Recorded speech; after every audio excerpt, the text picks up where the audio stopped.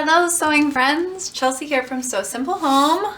I'm excited for today's project because it is one of the simplest projects you can do, but it is really cute and you can totally customize it because your fabrics can change depending on who you're making it for. But we are making a fabric corner bookmark. So I'm sure that you've seen these, but if you haven't, let me show you how they work.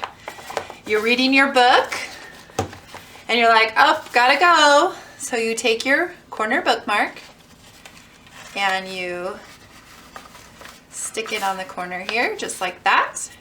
It marks your page.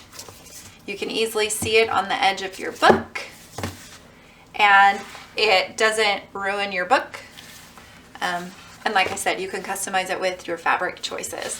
So I'm really excited about this project. This is a great project for beginners, especially for teens and kids that are learning, excuse me, that are learning to sew. So let's go ahead and get started. For this project, you're going to need 3 fabric squares, and they are 4" by 4" fabric squares. You can get the pattern in the description if you don't want to have to figure out measurements. I know sometimes it's easier just to print and cut and be done with it.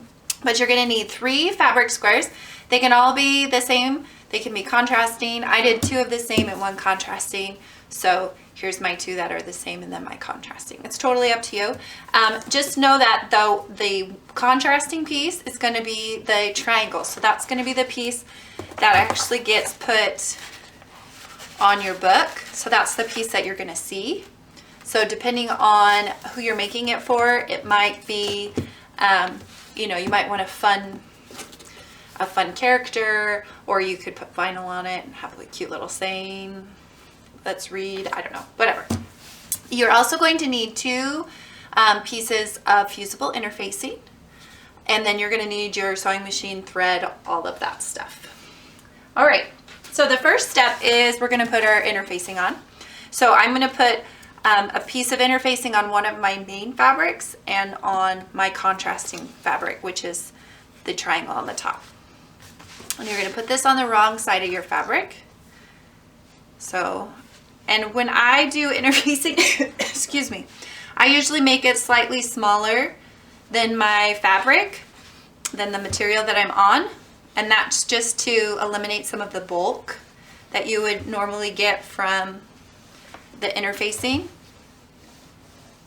At least that's how I was taught to do it, so that's how I continue to do it. All right, so my interfacing is pressed on my 2 pieces. The next step is I'm going to take my contrasting piece, that's going to be my triangle piece, and I'm going to fold it in half to make the triangle.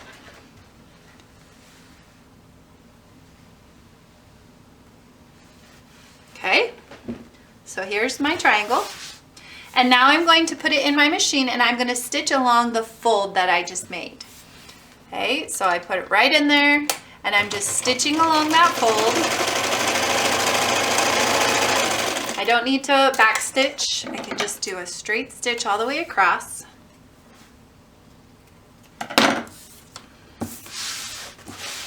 Just like that. And now I'm going to iron it again just to set those stitches in place. Okay, just like that. Now I have my 2 bookmark pieces, and I'm going to put my triangle in one of the corners, just like this. So just together, and then put the other one over the top like this. So it's kind of sandwiched in between, so right sides together. And then I pin it in place. And then I'm going to leave an opening, and I like to leave my opening. I don't want to leave my opening where my triangle is because that'll just be confusing and it'll be too bulky and it won't look nice when I'm done. So I'm going to leave my opening on the right side of my bookmark. So right here will be my opening. So I'll start here and I'll stitch around and I'll end here. Okay, when I get to my corners, I'm going to put my needle down, turn and keep sewing. Okay, and that's what's gonna give me those nice crisp corners. Now, I don't know if I said this, I put double needles, excuse me, and that helps me know when to start and when to stop. That's just a personal preference for me. You don't have to do that, but helps me, because sometimes I'll try and stitch past something and I'm like, oh, that was the end. Now I just closed my opening. You're gonna stitch at 1/4 inch all the way around, and making sure to turn those corners by putting your needle down, lifting your presser foot, turning, and continuing to sew. Okay, so I've reached those double needles again, or double pins. So that's where I stopped. All right, so I'm just taking this off here. Okay. And then I'm gonna press it. And I always like to press before I turn a project, just to ensure that those stitches kind of fuse into the fabric a little bit. And then before I turn it, because this is gonna get bulky in these corners because of all the layers, I'm gonna trim my corners. I'm just gonna clip them, just like that. Don't clip through your threads, just to them. Just like that. All right, and now I'm gonna open it up and I'm gonna turn it right side out.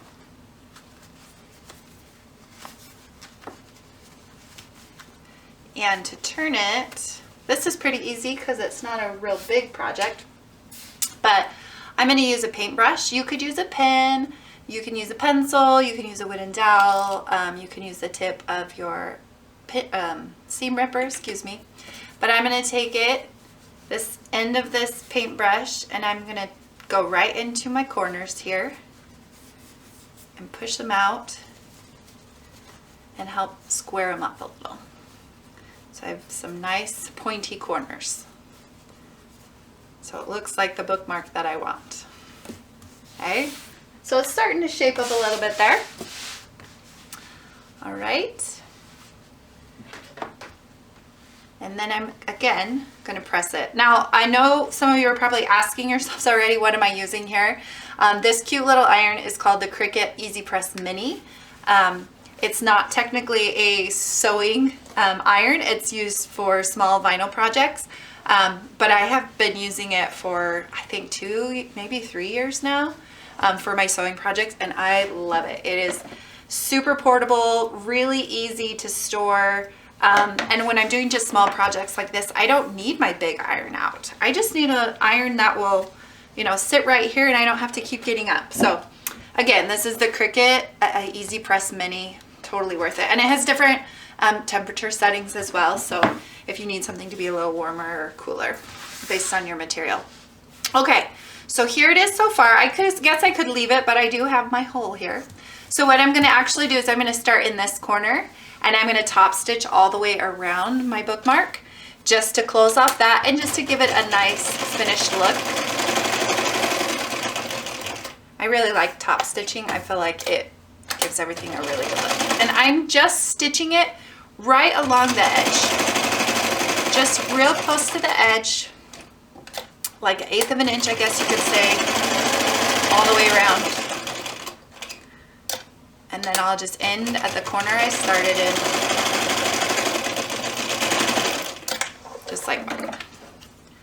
And then trim my threads really good so I don't have any like poking out. And one more time, I'm gonna press this cute little bookmark. And there we go. So simple. Look how easy that is. Got my little opening, and then I just take my book here, open up to whatever page I'm on, tuck my bookmark in there, and close her up. How cute is that?